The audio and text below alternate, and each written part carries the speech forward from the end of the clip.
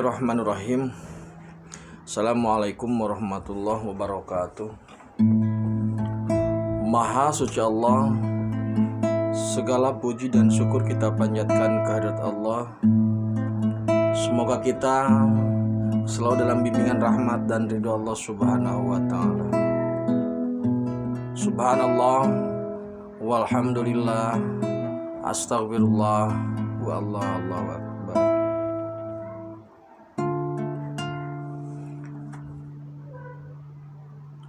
Saudaraku, kembali saya dari tim Raja Wali Nusantara. Pada kesempatan kali ini saya akan mengangkat terkait dengan tema keabadian makhluk.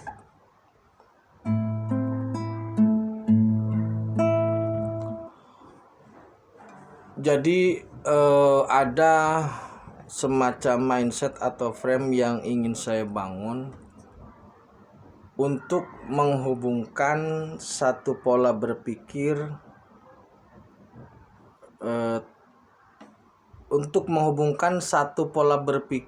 dari runtutan video sebelumnya gitu. Tim Raja Wali Nusantara sejak awal sudah menegaskan bahwasanya kiamat itu bukanlah kehancuran. Maksudnya bukan kehancuran total, bukan kehancuran dunia, bukan. Tapi kiamat itu lebih kepada kiamat itu kebangkitan, penegakan kembali agama tauhid. Kiamat itu kebangkitan agama tauhid. Kiamat juga memang kebangkitan untuk umat-umat yang akan dihisab di mahsyar. Jadi kiamat berjalan paralel dalam dua dimensi yang berbeda. Lalu apa maksudnya dengan kekekalan makhluk?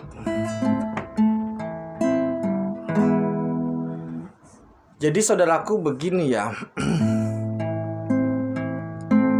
Makhluk itu dalam identitas sebagai makhluk itu kekal.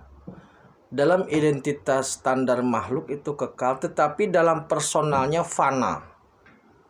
Nah, maksud dari fana ini bukanlah kehancuran, tetapi lebih kepada perubahan. Jadi seperti halnya air ketika berubah menjadi es, es berubah menjadi air, air berubah menjadi udara, dan sebagainya. Jadi fana ini adalah perubahan, maka tidak ada yang abadi kecuali perubahan itu sendiri. Jadi maksudnya begini, Allah subhanahu wa ta'ala itu abadi. Kita tidak bisa mengukur keabadian Allah seperti apa. Namun untuk makhluk itu keabadiannya mengikuti keabadian Allah.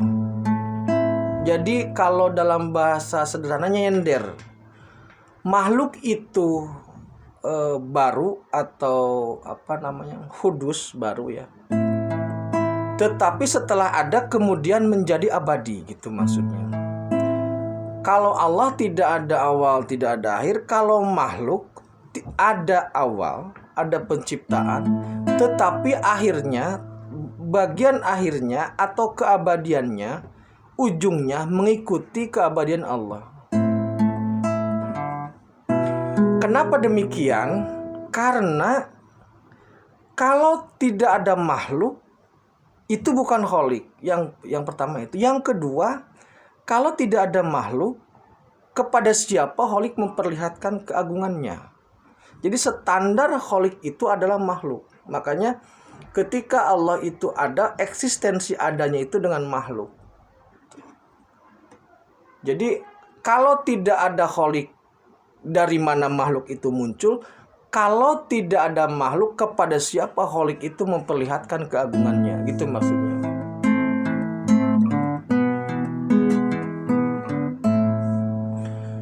Nah, kemudian seperti halnya manusia. Manusia dalam kategori makhluk sebagai manusia itu abadi.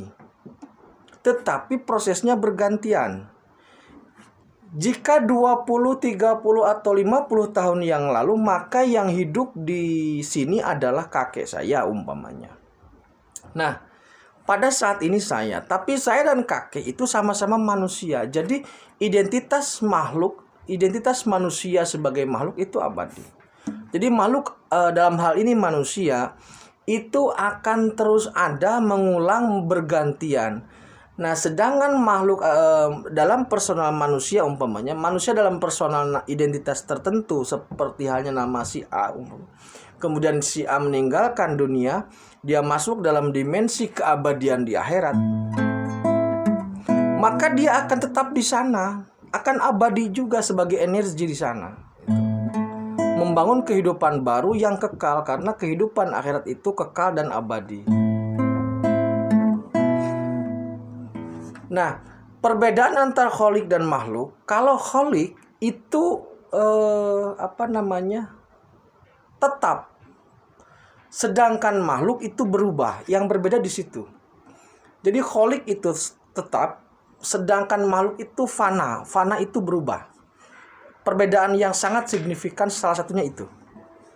Maka ketika manusia lahir, kemudian menjadi anak-anak, remaja, dewasa, kemudian tua, kemudian rusak, meninggal, maka itulah yang dinamakan sebagai kefanaan atau perubahan. Jadi fana itu adalah perubahan bentuk itu sendiri. Ya, ketika sudah hancur badannya, maka dia berganti dalam kehidupan dalam dimensi akhirat. Nah, ketika sudah di akhirat, maka dia akan kekal. Sedangkan di dunia ini sendiri, manusia itu berganti. Jadi sebagai manusia itu utuh ada terus, tidak hilang. Itu. Jadi manusia ini tidak hilang, tidak ada kiamat yang menghancurkan galaksi, menghancurkan bumi, menghancurkan manusia, hilang semua, tidak ada. Jadi manusia ini akan tetap ada. Ayam akan tetap ada walaupun yang ada berganti-ganti gitu. Jadi identitas sebagai ayam ada. Nah, ini sangat erat hubungannya dengan pola berpikir kiamat itu sendiri, karena kami meyakini bahwa kiamat itu bukan kehancuran total, tetapi terus ada. Jadi Allah memperlihatkan keagungannya melalui makhluknya yang ada di bumi, maksudnya yang ada dalam dunia fisik 3 dimensi, maupun yang ada dalam dimensi 4, 5, 6, itu di dimensi akhirat. Jadi semua ada. Sekarang kita meninggal, ada penerusnya. Seperti itu. Jadi keabadian makhluk itu mengiringi keabadian Allah.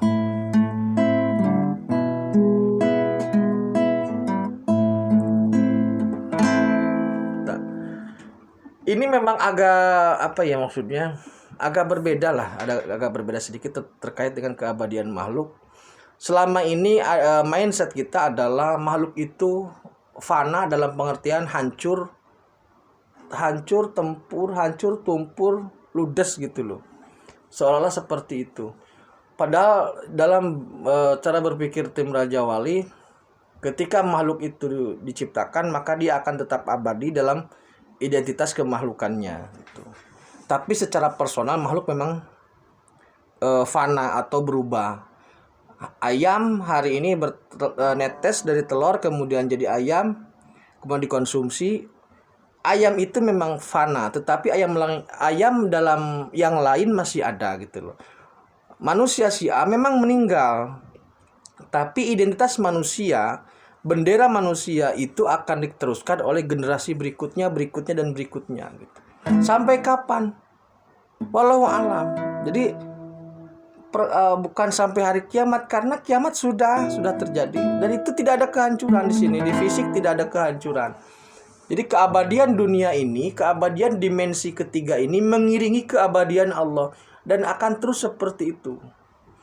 Jadi saudaraku, nggak usah khawatir ada kehancuran ya. Maksudnya nggak usah khawatir, karena sekarang banyak orang-orang yang menakut-nakuti bahwa nanti di dunia akan keluar Dajjal, akan keluar Ya'juj Ma'juj, akan menghabisi kita, siap berperang, dunia akan runtuh, akan itu, akan ini. Seolah-olah bangga ketika memberikan apa namanya, ketika menginformasikan sesuatu yang sebenarnya tidak kita kehendaki. Makanya di sini kami memberikan cara berpikir yang lain, bahwasanya mode kehancuran seperti itu tidak terjadi, tidak ada. Kalaupun ada seperti halnya gempa, kemudian tsunami, kemudian gunung meletus, itu bagian dari sunatullah untuk keseimbangan alam. Jadi fananya makhluk itu adalah seperti halnya gempa. Itu makhluk fananya di situ. Ketika lempengan harus bergerak, harus berubah, maka itu merupakan bagian dari keabadian itu sendiri. Jadi perubahan yang tidak ada yang abadi kecuali perubahan itu sendiri. Makanya makhluk itu selalu berubah. Kalau Allah tetap, gitu loh, zatnya tetap, sedangkan makhluk terus berubah. Gitu. Ini untuk memberikan gambaran lain terkait dengan kemusnahan manusia. Jadi kami di tim Raja Wali meyakini bahwa tidak ada kemusnahan manusia, tidak ada kehancuran total bumi jagat raya, tidak ada. Matahari ya udah abadi karena sudah ada. Kemudian bumi ya sudah abadi mengiringi keabadian Allah gitu. Yang sudah meninggal manusia secara pribadi, maka dia urusannya nanti hisab, dan kemudian di sana pun abadi. Yang mendapatkan nikmat abadi, kemudian yang mendapatkan azab ya tergantung, ada yang abadi, ada yang semi permanen, kan begitu. Tapi pada intinya makhluk yang hidup di dunia itu ada perubahan. Kemudian yang di akhirat juga ada sebagian yang berubah, sebagian lagi tidak. Tapi sepengetahuan kami bahwasanya kalau manusia sudah masuk dalam dimensi akhirat itu tidak ada perubahan lagi. Tidak ada perubahan lagi. Itu saudaraku terkait dengan kekekalan makhluk. Jadi makhluk sebagai status makhluk itu kekal, mengiringi kekekalan keabadian Allah. Manusia sebagai bagian dari makhluk juga kekal. Akan ada pengganti generasi berikutnya. Walaupun secara individu manusia itu berganti, berubah, tetapi sebagai identitas manusia, sebagai entitas makhluk itu abadi. Itu maksudnya. Tidak ada kehancuran total, tidak ada kemusnahan total, tidak ada. Semua berganti, semua berubah, semua fana sesuai dengan sunatullahnya. Semua hal seperti itu. Terima kasih, tetap tingkatkan iman dan amal soleh. Akhirul kalam. Assalamualaikum warahmatullahi wabarakatuh.